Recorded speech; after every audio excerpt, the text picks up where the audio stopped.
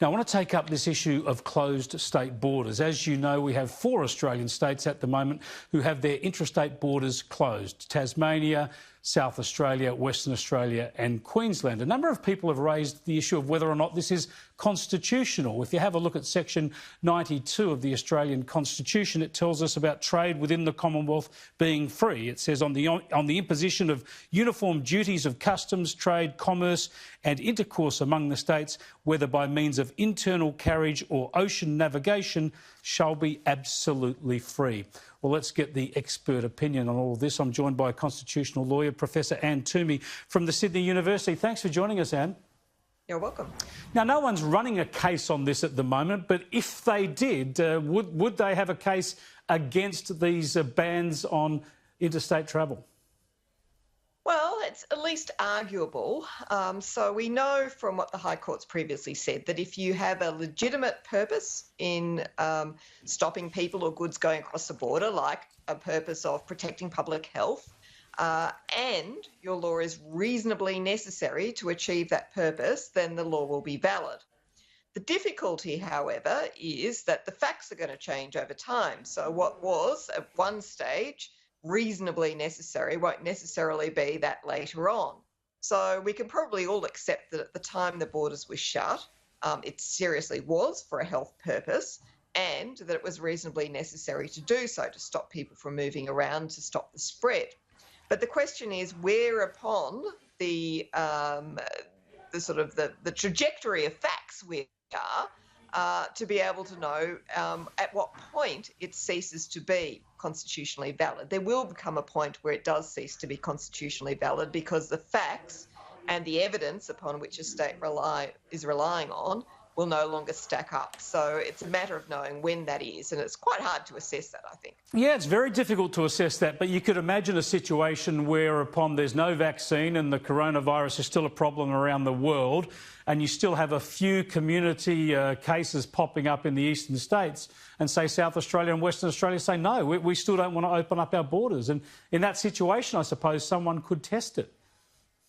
I think someone probably would. And so you'd have to first of all look at who has standing. So each of the states in the Commonwealth would have standing to bring those sorts of proceedings if they chose to do so.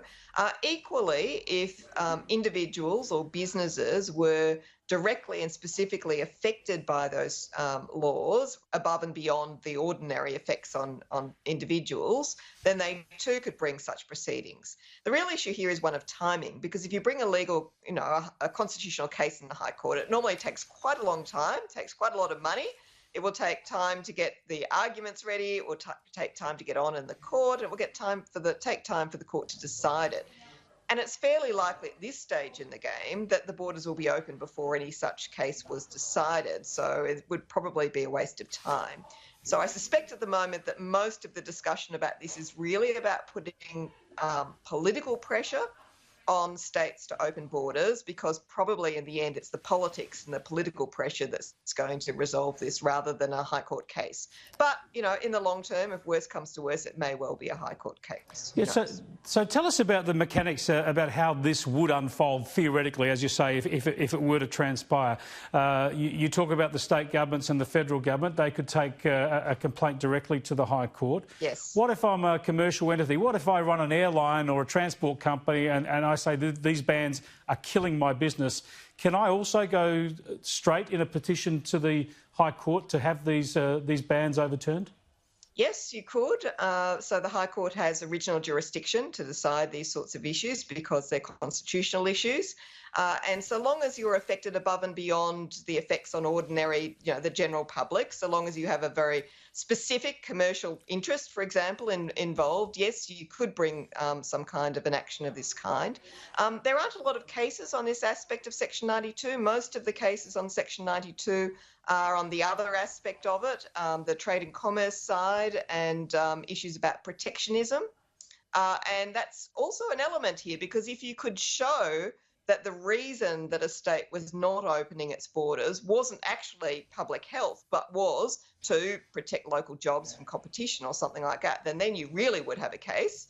and the court would be quite inclined to strike down that kind of legislation because that's specifically what Section 92 was designed to avoid. Yeah, although I would have thought in this case it's the inverse. They're actually doing themselves economic harm as much as anyone else by shutting their borders. Now, while I've got you, a question out of left field that I didn't warn you about, but hey, when I've got a constitutional expert on hand, why not make use of it? I'm interested in Section 51 of the Constitution, which of course delineates all the federal powers. One of the crucial ones is external affairs, running the nation's foreign policy. So we have a situation at the moment where the state government of Victoria has signed up to an international agreement which the federal government disagrees with. It would seem it's acting outside of its constitutional remit. How do we deal with that? Okay, well, yes and no. Yes, in the Section 51(29) of the Constitution, the Commonwealth has a power to deal with external affairs, but those powers in Section 51 aren't exclusive powers. So that means states can still exercise powers on the same subjects unless the Commonwealth legislates in a way that's inconsistent with what the state is doing. So states, although they can't enter into treaties because the state does not have an international personality, so it's not able to enter into a treaty, but it can enter into lesser types of agreements, such as trade agreements. And of course, you'd want states to be able to enter into trade agreements. Trading generally, good for the economy. So states can do that, but if the Commonwealth was strongly of a view that what was happening in a state in particular circumstances was against Australia's foreign policy interests, then it would be possible for the Commonwealth to legislate in a way that caused an inconsistency with what the state was doing and then rendered what the state was doing invalid. So that power exists for the Commonwealth, but in the meantime, the state does have the capacity to enter into international agreements that are of less than treaty status. So once again, we have this issue unfolding that has a constitutional element to it. It could be fascinating to see something play out in a High Court case, but in reality, it'll just be sorted out in the general political argy-bargy of the nation. I think so. And look, that's where most of these things should be sorted out. I mean, in the end, the High Court is there for, when it's needed for technical legal issues, but a lot of these types of things need to be just dealt with by people being sensible and cooperating. And that's how the federal system really should work. Thanks for joining us, Anne. Really appreciate it. You're welcome.